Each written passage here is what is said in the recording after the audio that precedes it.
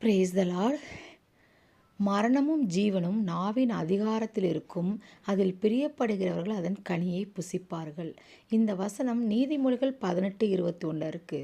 நம்மளுடைய நாவுக்கு தேவன் சில அதிகாரங்களை கொடுத்துருக்காருங்க. மரணம் என்றால் சாவுக்கு ஏதுவான அதிகாரமும் அதில் தான் இருக்குது. ஜீவனும்னா உயிர் வாழ்வதற்கு ஏதுவான அதிகாரமும் நம்மளுடைய நாக்கில் தான் இருக்கான். இப்போ பாருங்கள், நம்ம குடும்ப தலைவியாக இருக்கோம்.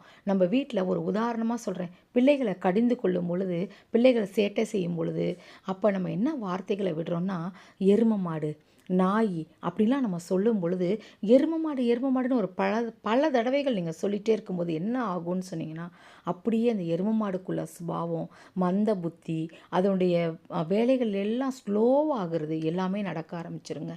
அதனால தான் பேரண்ட்ஸ் எப்பயுமே பிள்ளைகளுக்கு பேசும் பொழுது, பிள்ளைகளை கடிந்து கொள்ளும் பொழுது ரொம்ப கடுமையான வார்த்தைகள் அல்லாமல் நம்ம இதை பேசுகிறோன்னு நினைக்கிறாங்க. ஆனால் இதுவே ஆக்டிவேட் ஆகிடுங்க. அதனால தான் தேவன் சார் கோபம் கொண்டாலும் பாவம் செய்யாதிருங்கள் அப்படின்னு சொல்கிறார். கோபத்தினால நம்ம என்ன பண்ணிடுவோம், கோபம் மிகுதினால டக்குன்னு பாவமான வார்த்தைகளை நம்ம வெளியிட்டுருவோம். அந்த வார்த்தைகள் என்ன ஆகும்னா அப்படியே வாழ்க்கையில் அபியாசம் ஆகிடும். அதனால தான் அந்த மாதிரி வார்த்தைகள் நம்ம குடும்பத்தில் நடக்கக்கூடாது அப்படின்னு தான் தேவன் சார் ஒவ்வொரு தேவ பிள்ளைகளுமே தன்னுடைய நாவுக்கு காவல் வைக்கணும். ஆண்டவரே, இந்த மாதிரி வார்த்தைகள் என் வாழ்க்கையில் நான் பேச மாட்டேன். நீங்கள் இப்படி கொஞ்சம் கொஞ்சமாக நீங்கள் மாற என்ன ஆகுனா, உங்கள் குடும்பமே மாறிடுங்க. நீங்கள் பேசுகிற நல்ல வார்த்தைகள் பிள்ளைகளும் பேச ஆரம்பிச்சிருவாங்க.